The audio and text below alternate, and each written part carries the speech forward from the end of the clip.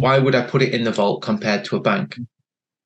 So with the vaults, if done the right way, you are putting, it all comes under the umbrella of putting distance between you and the banking system.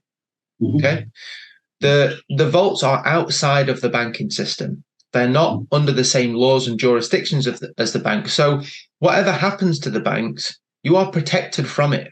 It just doesn't impact you. We've seen this time and time again when Greece defaulted on their debts and shut all banks, limited cash withdrawals. 9/11, when the banking system was shut down temporarily, vaults were still operating. You could still get metal because they're not under the same umbrella, which is really refreshing. That whatever happens to the bank, because people will still have to have cash in a bank, we can't totally get away from that, but they know they've got another option, and that's really, really important. Again, if you think about diversifying, it's about saying, I've got one option here.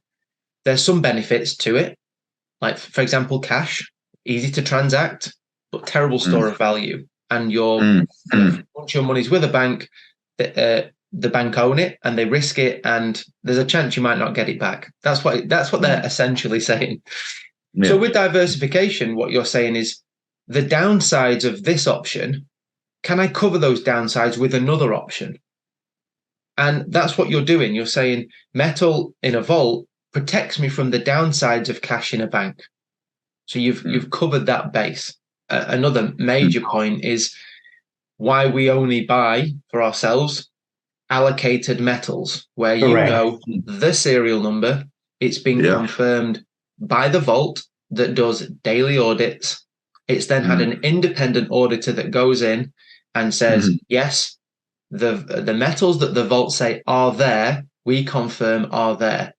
And everyone trusts everyone, and everyone trusts no one all at the same time. And it's kind of it's a balance that everyone's in, saying, yes, you're a storage partner. We're the bullion dealer. We're the auditors. Yes, we're all smiling and getting along great.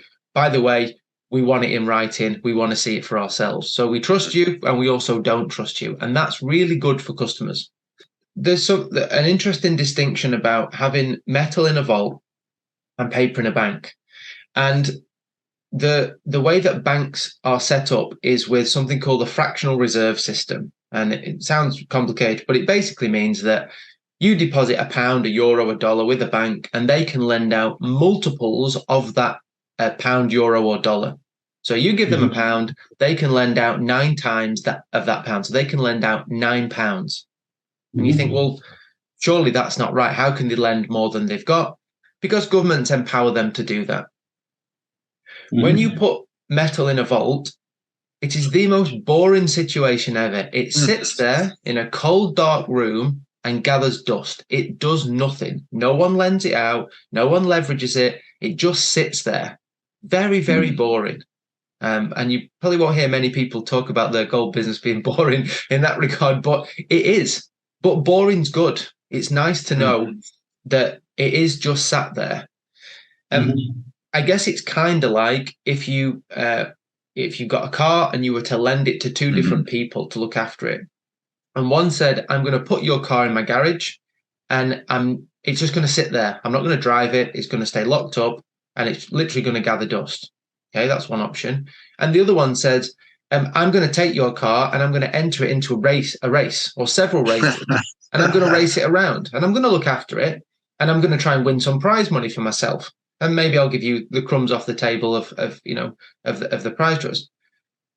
Where do you feel the safest? Because that's what happens with a bank. You give them what's yours, they take it and they do what they want with it and they risk it.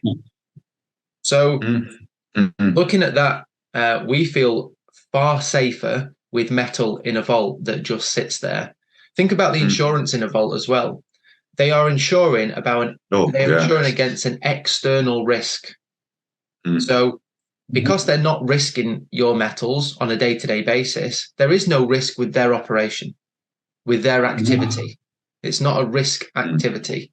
It's something external happening that they're insuring against. The banks with the financial compensation scheme and these deposit protection schemes backed by the government, they are saying, we are risking your money. And that's why we need this insurance, this protection against our own activity, our own risks that we're doing every day. That's why they need it in the first place. Yeah. So really, those deposit protection schemes are protecting you, but kind of insuring the banks for their own activity. It's a totally different thing. So it's good to make that distinction of how they're different. Calling all US citizens. Check out the link in the description to get your free Goalbusters ebook.